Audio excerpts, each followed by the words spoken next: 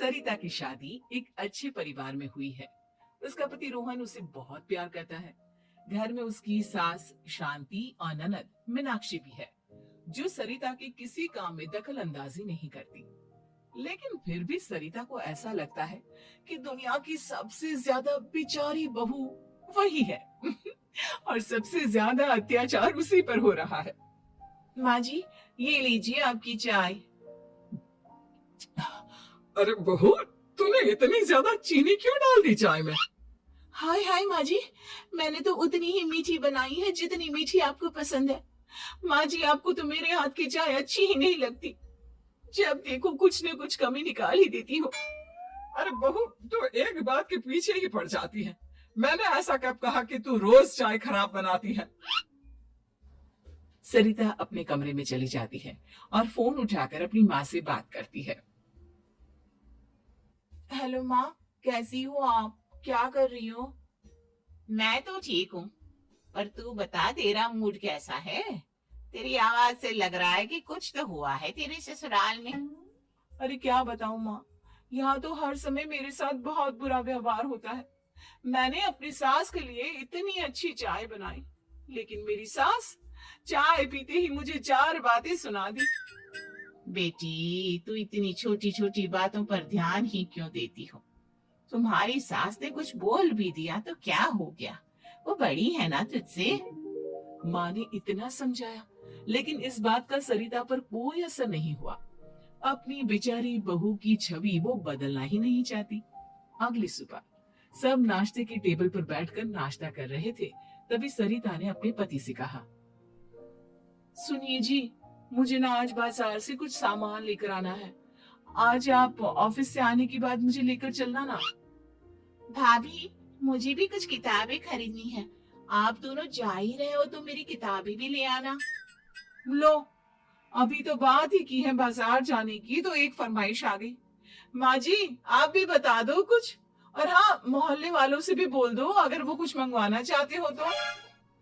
बेचारी मीनाक्षी अपना सा मुंह लेकर रह गई। ये सब देखकर रोहन से चुप नहीं रहा गया और वो गुस्से में बोला, सरिता, क्या हो गया है तुम्हें? मीनाक्षी ने तो सिर्फ किताबों के लिए बोला है। तुम्हें मीनाक्षी से इस तरह से बात नहीं करनी चाहिए। माफी मांगो उससे अभी। क्या? मैं माफी मांगू? दिन भर आपके घर के काम करूं मैं, आपकी और आपके घर वालों की बातें सुनूं मैं, और अब माफी भी मैं मांगू? ऐसा कभी नहीं हो सकता। ये बोलकर सरिता वहां से चली जाती है। एक दिन उनकी पड़ोसन घर आती है।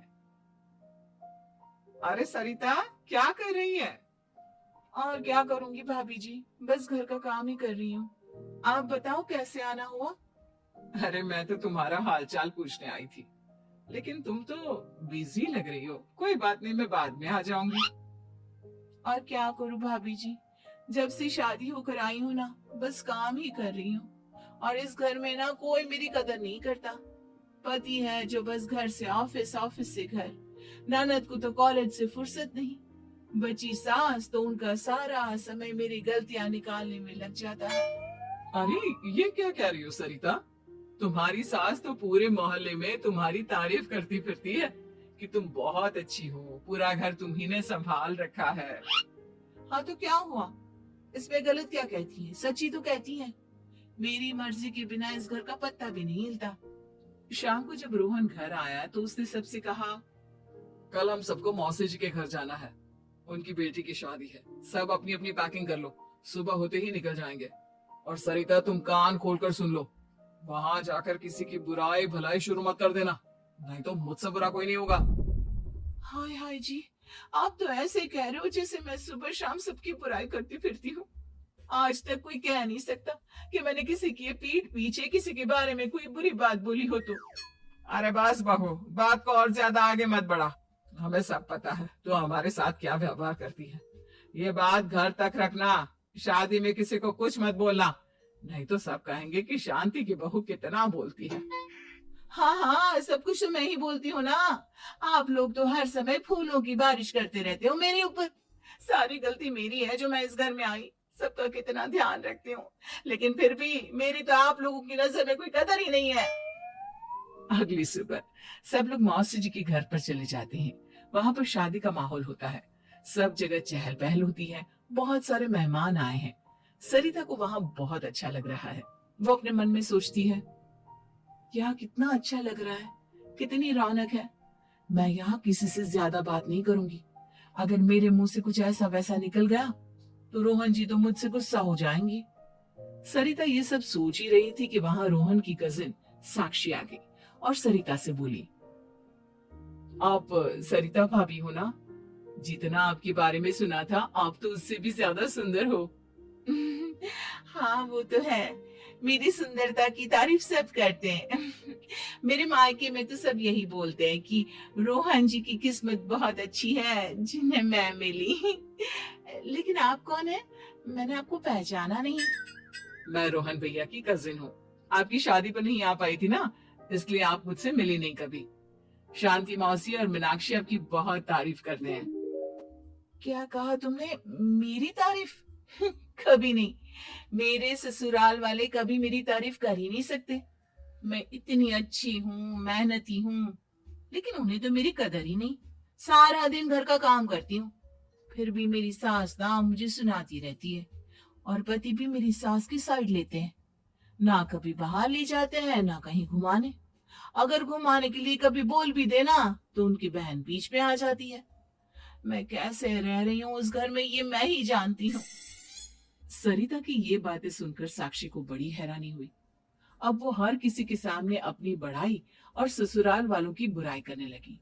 रोहन और शांति को सरिता पर बहुत गुस्सा आया, लेकिन वो चुप रहे। अगले दिन जब वो अपने घर पर आए, सरिता, तुमने क्यों सबके सामने मेरी इज्जत का तमाशा बनाया? तुमसे बोला था ना कि चुप रहना। अजी ऐसा भी क्या कह दिया मैंने जो इतना भड़क रहे हो? तुम जहाँ जाती हो अपना रोना शुरू कर देती हो, कभी किसी दूसरे की बात ही नहीं सुनती, बस अपनी कहती रहती हो। तुमने सबके सामने हमारा तमाशा बनाकर रख दिया है। हे भगवान, मुझे अपने पास बुला ले। जिस घर में मेरी कदर ही नहीं, उस घर में मेरा क्या काम? अरे क्या करूंगी मैं यहाँ रहकर? जो भी आता है मुझे सुनाकर चला जाता है। मैं तो किसी से कुछ नहीं कहती। सीधी सादी बहू मिल गई है ना सबको, तो जो जी में आए वो करो। सरिता ने अपने आगे किसी को कुछ बोलने ही नहीं दिया, और उस दिन भी उसने सबके सामने खुद को बेचारी बना ही दिया। अगले दिन मीनाक्षी कॉलेज के लिए लेट हो रही थी, इसलिए वो हर काम जल्दी जल्दी कर रही थी। अपना नाश्ता लेने किचन में गई और पतीले में रखे गर्म दूध को गिलास में डालने लगी। दूध का पतीला उसके हाथ से छूट गया और गरम गरम दूध उसके हाथ पर गिर गया। ओए माँ, हाय मेरा हाथ, माँ मेरा हाथ जल गया। मीनाक्षी की आवाज सुनकर सरिता दौड़ती हुई आई। ये क्या किया तुमने? तुम्हें नाश्ता चाहिए था तो मुझसे बोल देती, मैं क्यों मना करती थी? अब पता नहीं कितने दिन की मुसीबत पाल ली तुमने। सरिता मीनाक्षी को उसके कमरे में ले गई और उसका बहुत ख्याल रखा। उसका इस तरह से ख्याल रखना शांति और रोहन को थोड़ा अजीब लगा। माँ, सरिता के दिमाग का भी कुछ पता नहीं। कल शादी में सबको इतना कुछ बोल कर आई है हमारे बारे में, और अब मीनाक्षी की कितनी अच्छी देखभाल कर रही है। ये ऐसा क्यों करती है? बेटा, तेरी बीवी की ना आदत हो गई है सबके सामने खुद को बेचारी दिखाने की, और आदत इतनी जल्दी नहीं बदलती। जब ये बोलना शुरू करती है तो रुकने का नाम ही नहीं लेती, इसलिए इसे पता ही नहीं चलता कि ये किसके सामने क्या बोली जा रही है। लेकिन दिल की बहुत अच्छी है। हमें भी अपना दिल बड़ा करके ये जैसी है इसे स्वीकार करना चाहिए।